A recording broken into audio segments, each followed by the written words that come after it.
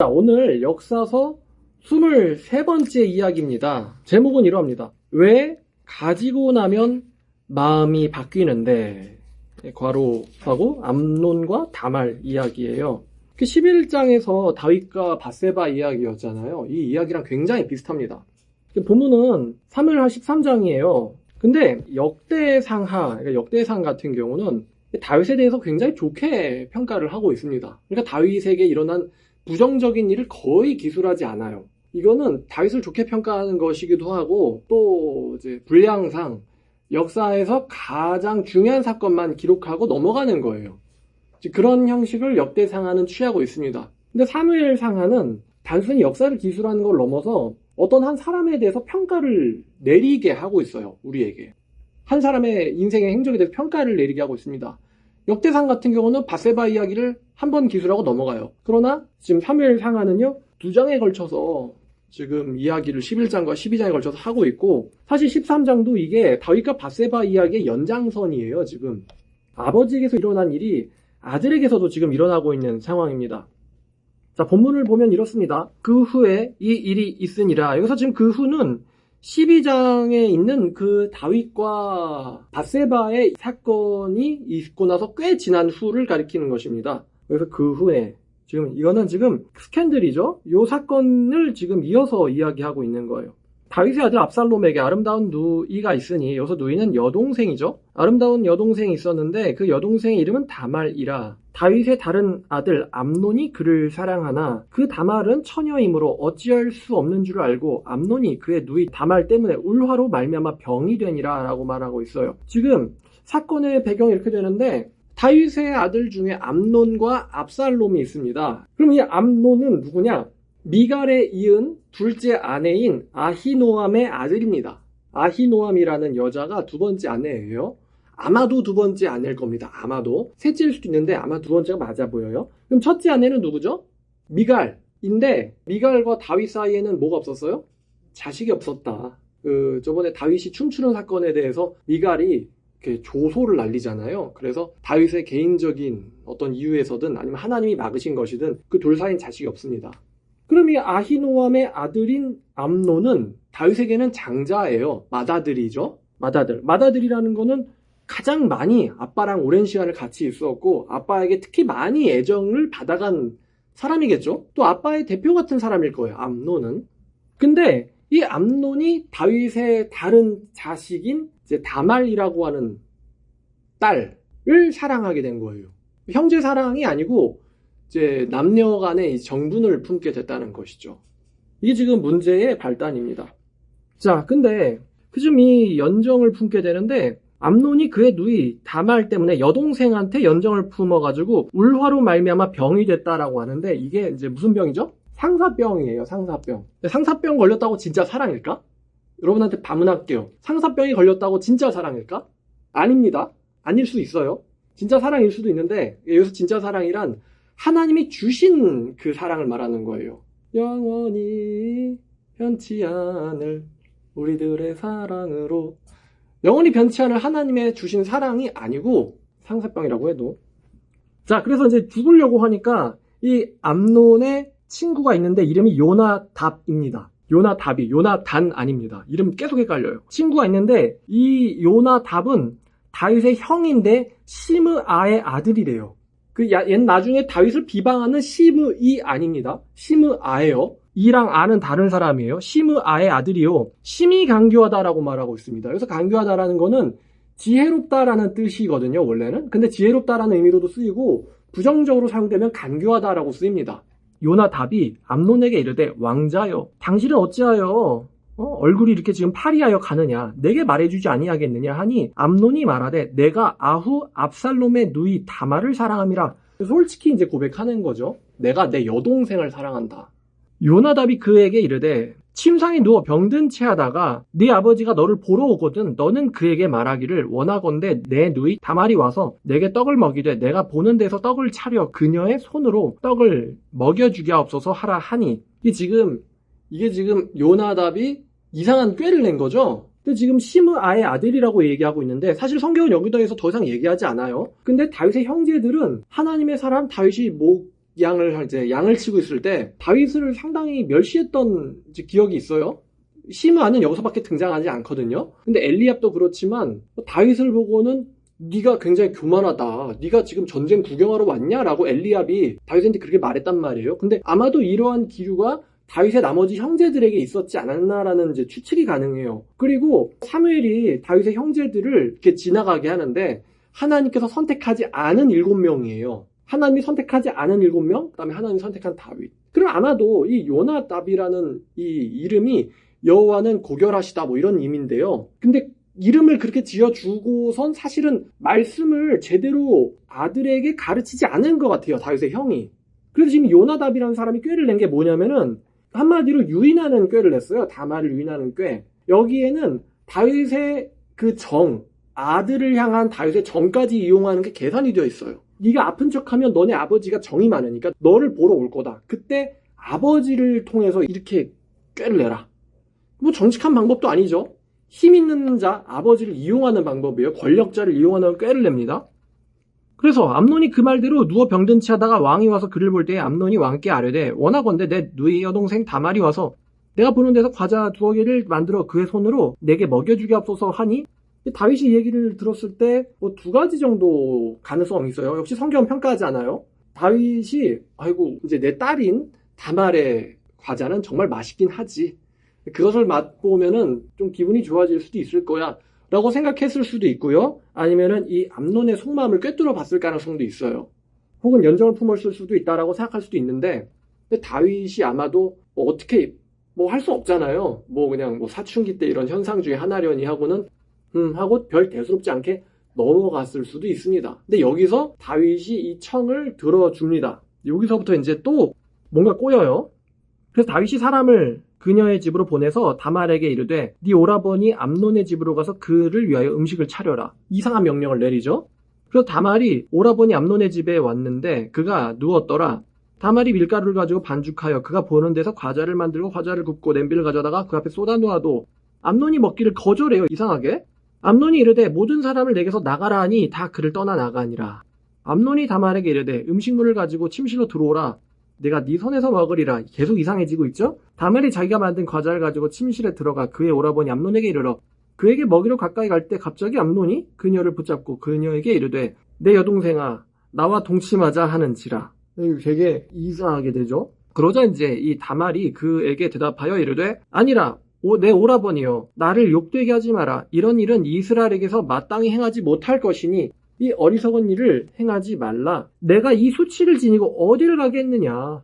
내가 어디로 도망가겠느냐. 어디에 숨겠느냐. 너도 이 이스라엘 중에서 어리석은 자 중에 하나가 되리라. 라고 다말이 진작에 경고를 합니다. 자, 그러면 이 이스라엘에게서 어리석은 자 중에 하나가 된다라는 게 2가지 의미가 있는데 첫 번째는 너나 나나 잘 알듯이 아버지를 곤란하게 했던 사울 왕이 어리석은 사람이었어요. 사울 왕처럼 하나님께 버림받게 될 짓을 하지 말라. 이런 의미가 가능하고요. 2번째는 너는 백성 중에서 어리석은 자로 소문이 날 것이다. 내가 이 일을 당하고 어디 가겠느냐. 너도 백성 중에 어리석은 자가 될 것이다. 그렇게 소문이 날 것이다. 라고 얘기를 했는데 일단은 뭐 가슴에 불이 붙었죠. 끄지를 못합니다. 이런 말이. 이성적으로 억누르지를 못해요. 다말이 여기서 제안을 하는데 이제 청하건대 아버지인 왕께 말하라. 그 아버지가 나를 너에게 주기를 거절하지 아니하실라 하되 이게 지금 이제 그나마 가장 좋은 해결책이에요. 그러니까 다말의 말이 이건데 아빠에게 말해서 합법적으로 해라 이거예요. 아빠에게 말해서 합법적으로 해라. 아마 정 많은 아버지라면은 거절하지 않으실 거야 너의 청을 이렇게 말합니다. 자 그러면 다말이라는 딸은 아버지의 어진 성품을 알고 있었고 아버지 다윗은 율법적으로도 뛰어난 사람이지만 자식들에게도 매우 사랑이 많은 왕임을 이제 다말이 잘 알고 있었어요. 그러니까 지금 하지 말고 아빠에게 말해서 합법적으로 하자 이런 거죠. 자 근데 암논이 이 말을 듣지 않았다라고 말합니다. 어리석은 자인 거죠. 지혜로운 청인데 이제 이런 점에서 다윗과 암논이 또 달라요. 다윗은 하나님의 사람이 이야기했을 때 예를 들어서 다윗이 살인을 계획했었어요. 근데 아비가일이 와가지고 지혜로운 말로 다윗을 멈춥니다. 그 말이 다윗을 멈추게 했거든요.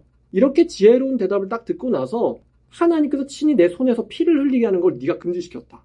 넌 정말로 훌륭하구나 라고 아비가일의 설득이 다윗에게 먹힙니다. 이제 다말의 말도 굉장히 지혜로워요. 근데 이 다말의 말이 암논에게 먹히질 않아요, 지금.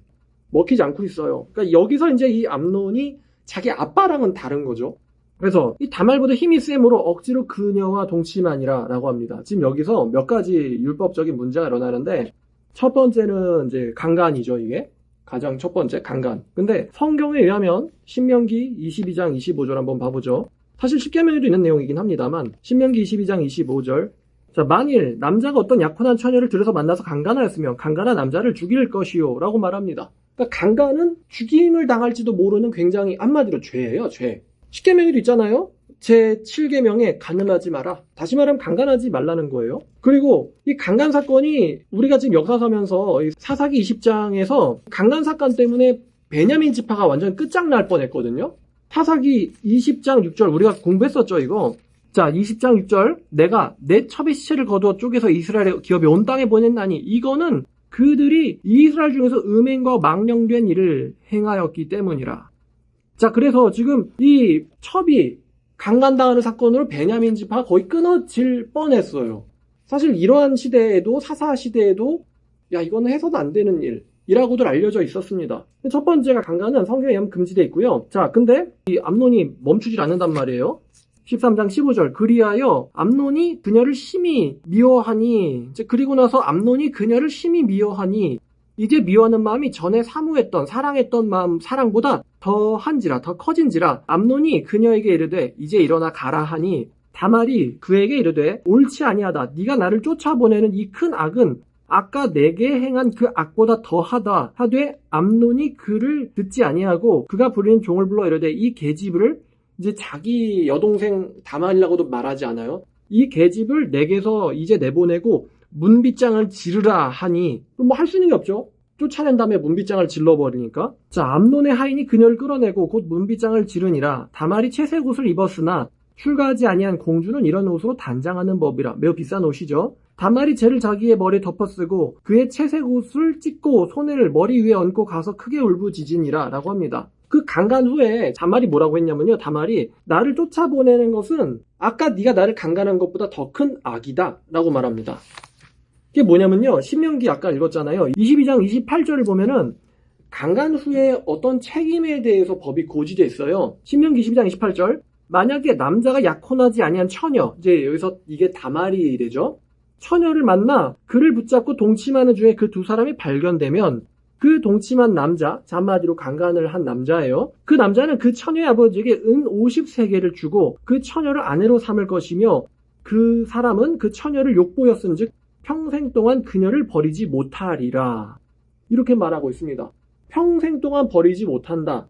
한마디로 이 책임에 대해서 명시하고 있어요, 성경은요. 또 출애굽기 22장 16절 말씀도 보시면 출애굽기 22장 16절.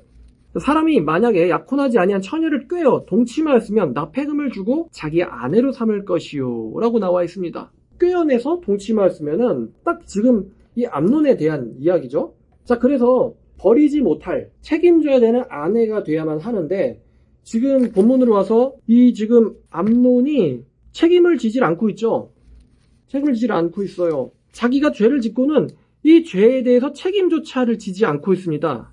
자, 그러면 지금 성경 본문이 지금 뭐라고 말하고 있냐면 13장 15절에 전에 사랑하던 마음보다 미움이 더했다라고 말하거든요. 이게 지금 무슨 심보일까? 이거 설명을 다들 안 해도 알죠? 무슨 심보일지? 지금 암논의 사랑을 성취시켜 보고 나서 봤더니, 자, 암논의 사랑이라고 했던 거를 성취시켜 보고 나서 봤더니만 이게 사랑이에요, 아니에요? 사랑이 아니죠. 성경 사랑이라고 기술돼 있지만 지금 이거 성격을 보니까 이게 사랑이 아닙니다. 이건 사랑이 아니고 욕정이에요, 욕정. 여러분, 사랑과 욕정에 뭐가 다르겠어요? 사랑에는 예수님의 말씀대로 상대방을 위하죠. 당연하지만 사랑에는 또 책임이 들어가 있습니다. 근데 욕정은 상대방을 위한 게 아니에요. 자기만을 위한 게 또 욕정입니다. 사랑과 욕정 달라요. 사랑은 이웃에게 악을 행치 않는다고 했어요. 근데 지금 암논의 이것은 사랑이 아니에요. 해소되고 나서 봤더니만 정욕이었어요. 되게 웃기는 거죠. 뭐 상사병 걸릴 정도였는데 알고 나서 봤더니 이게 그냥 욕정이었다.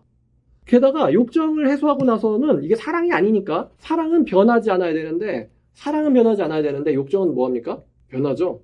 지금 이 암논이 이게 이제 하에서 되지 않는다는 걸 알잖아요. 하면 안 되는 거라는 걸. 근데 하고 나서 봤는데 지금 뭐가 이제 뒤늦게 몰려온 거예요? 뒤늦게 뭐가 몰려왔냐면 이 배덕감이 몰려왔어요. 배덕감과 죄책감이 몰려왔습니다.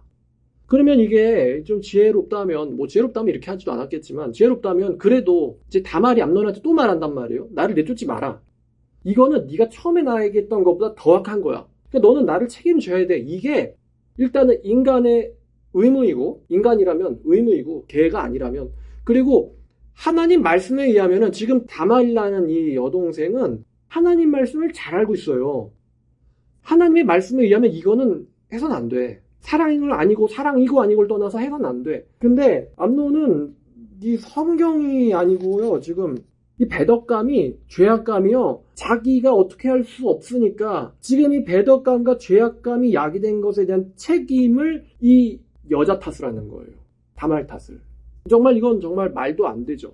말도 안 돼요. 지금 자기가 죄를 저질러 놓고는 죄책감이 몰려오자 죄책감이 죄를 짓게 된 것을 여자 탓을 하고 있어요. 지금. 그래서 그녀를 미워한다 라고 성경은 이야기하고 있습니다. 암논이. 이런 거죠. 네가 강간당한 건 네 탓이야. 네가 허용했기 때문이야. 네 탓이야. 지금 분명히 힘이 더 세므로라고 말하고 있어요. 네가 허용했잖아. 네 탓이야. 네가 이쁜 게 네 탓이야. 이런 게 된 게 다 네 탓이야. 이렇게 되고 있는 거예요. 암논이 굉장히 지금 무책임하고 어리석은 과정으로 올라가고 있습니다. 참 이런 일이 다윗의 집안에서 일어나고 있어요.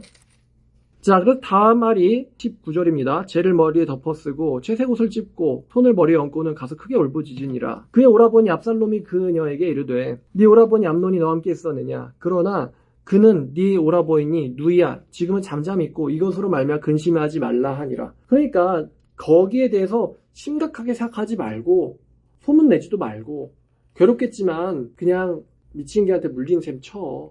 그게 너한테 더 좋아. 이렇게 위로하고 있는 거죠. 그런데 정작 쿨하게 넘어갈 수 없었던 압살롬이었어요. 이에 다말이 그의 오라버니 압살롬의 집에서 처량하게 지내니라. 이제 오라버니 얼굴 보면서 살았겠죠. 다윗 왕은 이 모든 일을 듣고는 심히 노했다라고 말하고 있습니다. 근데 여기서 또 지금 세 번째 잘못이 일어나고 있는데 뭐냐면은 여기서 다윗이 자기 자식 암논을 징계했어야 돼요. 징계했어야 돼요. 그리고 다말을 불러서 네가 어떻게 하기를 원하냐 하면서 뭐 암논에게서 뭐 왕위 계승권을 박탈을 하든 아니면은 암논과 다말을 왕의 명으로 결혼을 시키든 이게 다윗이 여기서 7일을 했어야 되거든요. 자기 아들이니까 죽일 수는 없고 7일을 했어야 되는데 다윗이 여기서 화만 났지 징계하질 않아요. 자식을. 만약에 여기서 7위가 됐었으면 그 다음 사건으로 안 갈 수도 있는데 다윗이 여기서 암논의 잘못을 치리하지 않습니다. 아마 맏아들이라서 아마도 편애했을 가능성이 있어요. 다윗이 자기 자식을. 자기 자식에게 손대는 것을 굉장히 힘들었을 수도 있습니다. 자, 22절에 압살롬은 암논이 그의 누이 다말을 욕되게 하였으므로 그를 미워하였고 암논에 대하여 잘잘못을 압살롬이 말하지 아니하니라. 이건 뭔 뜻이죠? 가서 소리치는 것보다 무서운 게 아무랑코는 계획을 하기 시작하는 거거든요. 무슨 계획입니까? 살인 계획을 꾸밉니다. 지금 압살롬이 살인 계획을 꾸며요. 자기 형을 죽일 생각을 합니다. 죽여서 저 인간을 없애야겠다.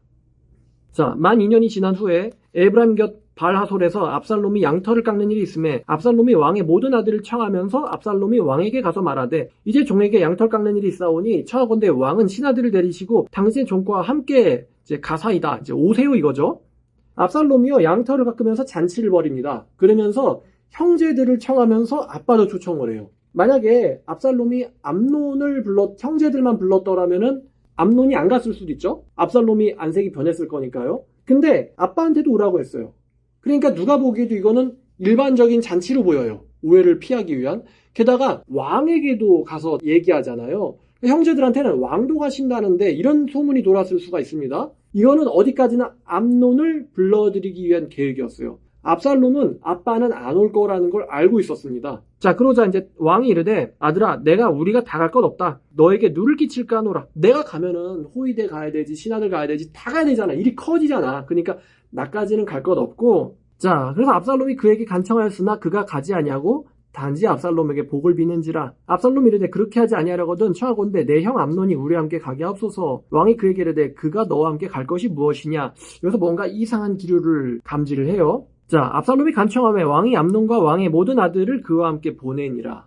설마 다 같이 가는데 무슨 일이 있겠어? 자, 압살롬이 종들에게 명령하여 이르기를 너희는 이제 암논의 마음이 술로 즐거워할 때에 자세히 보다 내가 너에게 암논을 치라거든 그를 죽이라. 그리고 두려워하지 마라. 내가 너희에게 명령한 것이니까 너희는 담대히 용기를 내라. 자, 왕의 자식 죽이는 걸 두려워하지 마라. 내가 너희에게 명령한다라고 하면서 신호를 내리면 암논을 죽이라라고 명령을 내려놔요. 압살롬의 종들이 압살롬의 명령대로 암논에게 행함에 왕의 모든 아들들이 이제 놀라서 일어나 각기 노새를 타고 도망하니라. 그들이 길에 있을 때에 압살롬이 왕의 모든 아들을 죽이고 하나도 남기지 않았다는 소문이 다윗에게 이르매.